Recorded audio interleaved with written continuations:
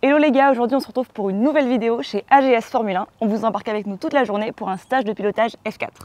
J'ai la chance aujourd'hui de rentrer dans la peau d'un stagiaire chez AGS pour pouvoir piloter une Formule 4, une expérience sur toute une journée. Donc on a trop hâte de vous montrer ça et puis c'est parti.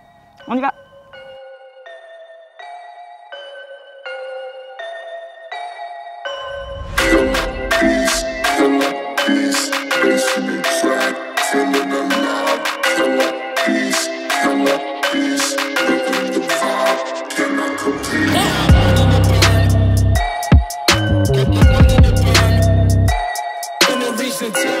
Merci de nous accueillir ici, avec plaisir, pour cette belle journée qu'on va faire. Et puis j'ai vraiment hâte, c'est une expérience de dingue, c'est la première expérience ici en monoplace. Et puis même, ça va être une journée incroyable et c'est grâce à vous, donc merci beaucoup quoi. Avec plaisir, il n'y a plus qu'à aller s'habiller. C'est ça, exactement. Petit bled, hein.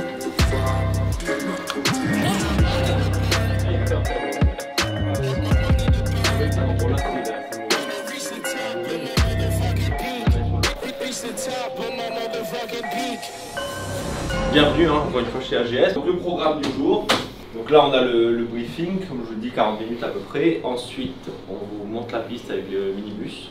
Et votre première série ensuite elle va être sous pace car. Deux voitures avec un pace car. Le pace car comme son nom l'indique vous donne le rythme. Et surtout vous montre l'exemple, les trajectoires, où freiner, où arrêter de freiner, pour réaccélérer, etc. Sortie de là, vous allez passer ensuite sur le roulage sans pace car. Et dans cette fois-ci vous serez les 4 en piste. Présenter un peu le véhicule, donc là on a une Formule 4, c'est le premier accès à la monoplace sortie du karting pour les jeunes de 15 ans qui commencent à la monoplace, c'est avec les Formule 4. Là c'est la génération 1, ce n'est Migal qui fait avec le châssis. Donc on a un 1300 turbo, 160 chevaux, ça peut paraître peu, et bien sûr ça va mettre en rapport avec le poids du véhicule. On a uniquement 570 kg. Vous avez une boîte à palettes à 6 rapports, les 6 on va les utiliser ici. Embrayage à gauche classique, le frein à peine plus large au milieu, la colonne de direction qui passe par là, et la pédale de gaz qui est vraiment ultra proche. Dans l'embrayage, comme je le disais, ça ne nous sert qu'à démarrer et revenir au stand sans caler. Toute voiture de course a un embrayage, même si c'est une boîte à palettes, sinon tous les pilotes en course démarrent de la même façon. Ce que je vous invite à faire, une fois que vous installez, vous trouvez votre position, essayez de suite, avant que le moteur soit allumé, le passage rapide de l'accélérateur au frein. Il n'y a personne qui freine pied gauche, j'imagine, ici. Donc c'est pas le moment de commencer à freiner pied gauche, je pense, tout de suite. On revient jamais d'un coup en ligne droite. On va toujours être progressif sur les gaz. On va coordonner la remise en ligne avec la remise des gaz. Vous n'allez jamais faire ça en sortie de virage. Vous n'allez jamais faire ça avec les gaz. Du coup. Aucune aide électronique pour vous garder sur la piste. Hein. Pas d'anti-patinage, pas d'ABS, pas de SP, absolument rien. C'est vous, vos techniques et c'est tout. Je viens de faire le brief, donc brief sur les trajectoires. Entrée de virage, sortie de virage, virage lent, virage rapide, on a un peu appris le circuit, là on va aller le voir. Donc là on a la petite fiche là, on nous a appris comment tous les points de freinage, si je la tiens à l'endroit c'est mieux. Donc tous les points de freinage, les vitesses à passer sur les freins, donc écoute, on va voir comment ça va se passer, maintenant on va sur la piste. Allez, c'est parti. Les stands, donc vous arriverez de là-bas, le dernier virage. Et la zone de dépassement ici, alors j'ai fait quelque chose de court. Hein. Quand vous démarrez, dans tous les cas, il ne faut surtout pas couper la ligne droite. Vous restez absolument sur la gauche. Il y a une ligne blanche avec la FIA, à ne surtout pas traverser. En sortie, on a mis des cônes couchés. Quand vous voyez les cônes couchés comme ça, c'est comme des flèches. C'est pour vous inviter à élargir. Donc les cônes de frein, je ne vais pas en passer proche. Je vais les laisser loin de la voiture. Une fois que vous êtes installé, nous on va ajuster avec plus ou moins de mousse pour que vous soyez bien. La pédale qui va le plus loin, c'est l'embrayage. Donc essayez l'embrayage tout de suite pour voir si vous êtes ok. Il est très dur, hein, c'est normal. Et vous repérez, comme je vous le disais, au niveau de l'accélérateur, de ne pas appuyer sur l'équerre, mais de bien appuyer sur la partie plate. Et le passage rapide d'une pédale à l'autre, pour être sûr que vous soyez à l'aise. Si je fais ça, il ne se passe rien. Si j'appuie embrayage, bouton et palette en même temps, là il se passe quelque chose. C'est stressant, hein, mais c'est grave excitant, mais en même temps c'est une sensation là. Si tu as piloté un truc comme ça. On a 2, ok. Et Pierre, du coup, là, 14. Ok. Palette. Plus moins.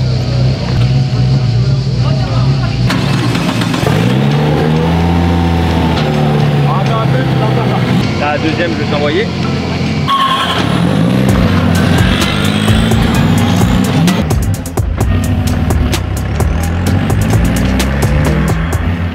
ça y est, je suis enfin dedans. C'est impressionnant d'être aussi près du sol, franchement. Premier run, donc je prends mes marques avec la F4. J'ai 8 tours pour le faire, donc je teste un peu tout. Les changements de vitesse, les freins. J'analyse bien les trajectoires de la pace car à chaque virage. Je me concentre à bien passer les rapports au bon moment, me souvenir ce qui a été dit au brief. Les 8 tours passent super vite, il y a beaucoup d'infos à mémoriser.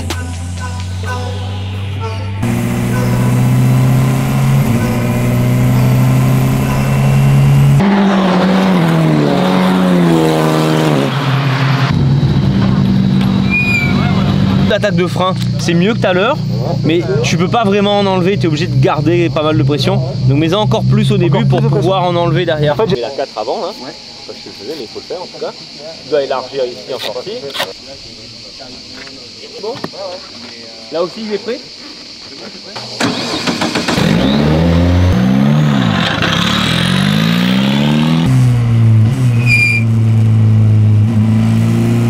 Alors là, c'est le 3e run de la journée, le 2e sur la pace car. Je commence à prendre confiance, à rentrer plus fort dans les virages, à accélérer de plus en plus.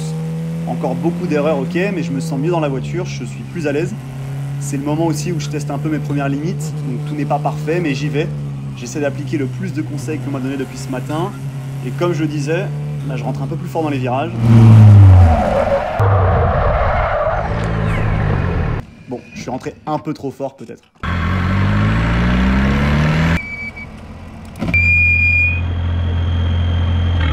Ça a été ? Ouais. Petite frayeur. Bon, après mon tête à queue, les gars de chez AGS sont venus me voir, ils m'ont tout de suite bien rassuré, ils m'ont expliqué que j'étais rentré avec trop de vitesse dans le virage. Donc je repars pour faire les derniers tours de ma 3e session. Je suis pas trop perturbé, je reste focus. J'ai même l'impression que ça m'a libéré d'avoir fait cette première erreur en fait.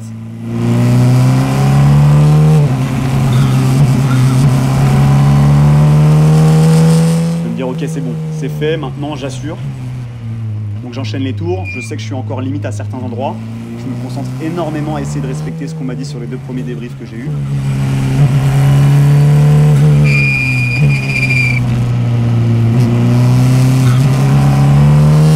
Donc là il me reste 2 tours à faire et puis finalement mon avant-dernier tour se passe plutôt bien. Je suis content notamment de comment j'ai réussi à gérer les 2 premiers virages. Finalement c'est pas si mal. Belle ascenseur émotionnelle en 2 minutes le truc.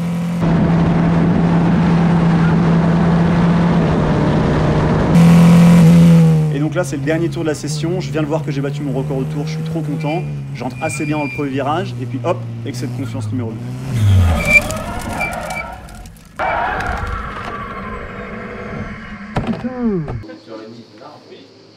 Au début du dernier, quand tu freines, c'est pas arrivé à tous les tours mais tu touches un peu les gaz. Fais gaffe à bien. Je sais pas mettre mon pied vraiment droit. Oui, il faudrait passer au pied gauche. Il faudrait passer au pied gauche. Il n'y a personne qui freine pied gauche, j'imagine, ici. Donc c'est pas le moment de commencer à freiner pied gauche, je pense, tout de suite. Vous pouvez passer au pied gauche. Ah ouais? Ah, quand je freine, j'accélère en même temps. Ouais, là, regarde. T'as 25% de gaz. 25% de gaz pendant que tu mets 40 kg de frein. Tu vois, ça vraiment, c'est génial. Le 2, S3, c'est entre le 2 et le 3 de DS, ça. Tu sais, entre un frein, tu vois, il est paliers de frein. Après, il n'a plus rien. Donc la voiture, elle fait un peu ce qu'elle veut. Et là, tu veux mettre du gaz d'un coup. Ah ouais. Et tu relâches derrière et tu remets. Alors ce qui est bien c'est que cette fois-ci tu as pris les freins. Ouais, j'ai pensé direct. Mais ouais là c'est vraiment une assiette qui est pas une voiture qui est pas tenue tu vois. 2 petits spins là sur la fin pour bien conclure. Mais ah c'est un truc de dingue, c'est une expérience, tu te sens vraiment comme ce que je dis depuis ce matin, mais tu te sens dans la voiture, t'es collé au sol. C'est un truc de fou quoi. T'as des sensations que tu peux pas avoir quoi. Tu peux pas être plus collé au sol. Et en roulant vite, tu vois, vitesse de pointe, je fais 180 quand même. Bon, c'est pas, tu vois, mais quand t'arrives à 180 et que t'as jamais fait ça avant, c'est un truc de fou. Il me reste encore 2 sessions cet après-midi. On va bien manger ce midi. Pas trop non plus, parce que sinon après, on va pas avancer dans la caisse. Et voilà quoi.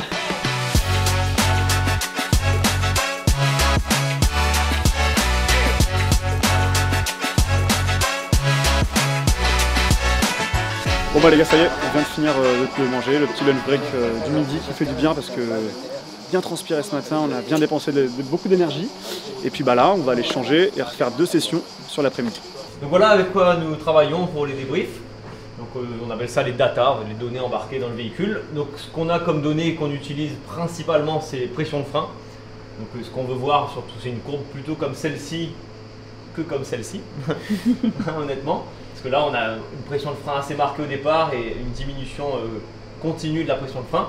Ensuite, on s'occupe beaucoup aussi de la throttle application, on appelle ça comme ça en sport auto. Bon, en fait, c'est la remise des gaz, quoi, la façon dont vous remettez les gaz. Donc là, ce qu'on veut éviter de voir justement, c'est ce côté un peu saccadé qui est ici. Là, c'est beaucoup plus propre, c'est un peu long, mais c'est beaucoup plus propre. Là aussi, beaucoup plus propre, bien qu'il y ait un peu d'hésitation. Et après, ce qu'on a de disponible sur cet écran, on a le rapport engagé qui est ici. Donc là, on voit qu'il est en 5e, 4e, 3e. Il remet la 4e pour toute cette partie-là. La vitesse en haut, ça nous permet de voir les vitesses de passage en courbe, mais ce n'est pas la première chose qu'on regarde au départ. Ça permet de mettre vraiment un accent sur le fait qu'en ayant fait le mauvais freinage, ben finalement on se retrouve avec moins de vitesse dans le virage que si on l'avait bien fait. Et ici on a l'angle volant, donc ça nous permet également de coordonner, notamment dans les virages serrés comme celui-ci par exemple, de voir si la personne continue à emmener les freins jusqu'à la fin de son braquage, jusqu'à la corde, ce qui est le cas d'ailleurs, bravo Pierre, à ce moment-là. Ici c'est moins le cas par contre, là voilà, ça c'est un peu trop brutal. Ça, faut pas se comparer de voilà. Et enfin, là vous avez le régime moteur. Bon, le régime moteur, c'est une conséquence du pilotage. Donc ça, on s'en sert peu finalement. Ça nous permet de voir les patinages des roues. Régime moteur, on peut voir ça. Si quelqu'un a du patinage, un survirage, une glisse en sortie de virage, on voit le régime moteur bouger, mais la vitesse qui reste la même. Donc ça nous permet de savoir qu'il y a eu du patinage. Mais c'est pas le cas sur cette vidéo-là.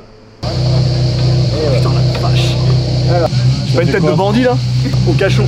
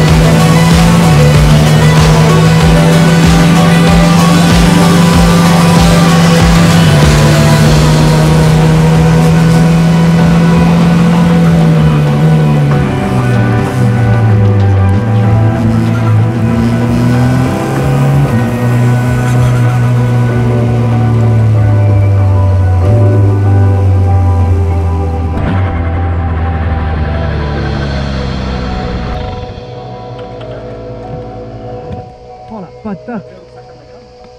Putain, là, j'ai kiffé. Ça va? Oh, j'ai kiffé.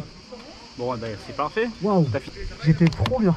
Bon, bah, écoute. Bon, c'est pas grave, mais je vais quand même regarder demander à... Attends. Hop, j'arrive. Attends, je vais te désangler d'abord, comme ça tu pourras bouger un peu. Ah, j'étais trop bien sur celui-là. Tac, tac. C'est bon. Bon les gars, est-ce que vous connaissez cette machine? C'est ce qu'on appelle le BATAC. C'est ce que les pilotes utilisent pour tester leur réflexe. Et pour info, le record du monde est détenu par Jenson Button qui fait 58 en 30 secondes. On va se faire une petite battle tous les trois avec Pierre et Hugo pour voir si on peut battre son record, mais je ne pense pas. Mais au moins on saura qui paiera la tournée ce soir. Ça va être toi. Ouais, ça perd du temps. Tu me déconcentres.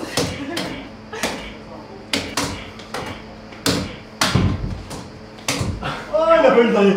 Paul a fait 42. C'était pas mal en vrai. T'as vu là sur le premier? Mais c'est pas assez. C'est quand même moi qui paye ma tournée. On se retrouve avec Willy. Willy qui est le propriétaire d'AGS Racing.